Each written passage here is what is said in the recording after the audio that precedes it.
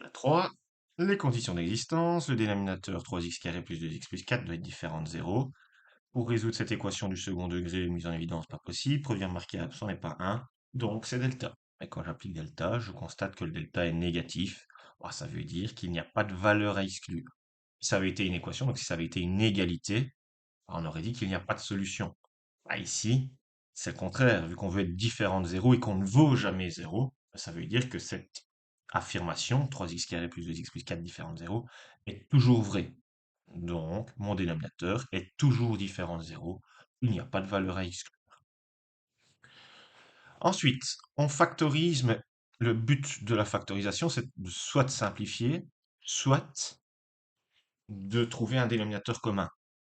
Bah, ici, c'est pas très utile de le faire. Donc, si vous l'avez fait, c'est très bien. Mais le dénominateur, déjà, on ne pourra pas le factoriser. Et le numérateur, l'unique but de la factorisation du numérateur, c'est de simplifier. Bah, là, clairement, on ne pourra pas. Mais même si on avait pu, bah, ici, le dénominateur commun, il est facile à trouver.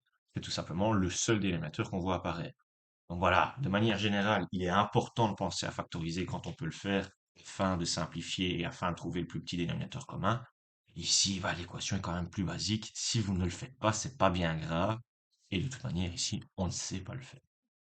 Donc le dénominateur commun, c'est simplement le dénominateur, comme je viens de le dire. La première fraction n'a pas changé. La deuxième, attention, elle est sur 1.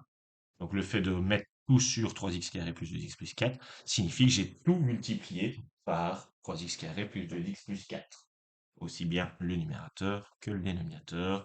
Ensuite, bah, la première fraction, je recopie le numérateur. La deuxième, j'ai fait la distributivité. À nouveau, j'ai tout ramené à droite pour avoir un coefficient de x carré qui est positif. Si vous avez amené tout à gauche, bah, c'est pas grave. Vous aurez simplement des signes opposés aux miens. Moins 5x carré, moins 6x plus 1. La valeur de delta ne changerait pas pour autant. La seule différence, c'est qu'au lieu d'avoir un moins ici, vous aurez votre moins là. Et les solutions seraient quand même les mêmes. Petit rappel, 56 n'est pas un carré parfait. 56, c'est 4 fois 14. 4 étant le carré de 2. Racine de 14, par contre, je ne connais pas et je ne peux plus simplifier. Ensuite, j'ai un facteur 2 dans mon moins 6, c'est moins 3 fois 2. J'ai un facteur 2 dans mon deuxième terme, on le voit clairement. Et j'ai un facteur 2 dans mon 10.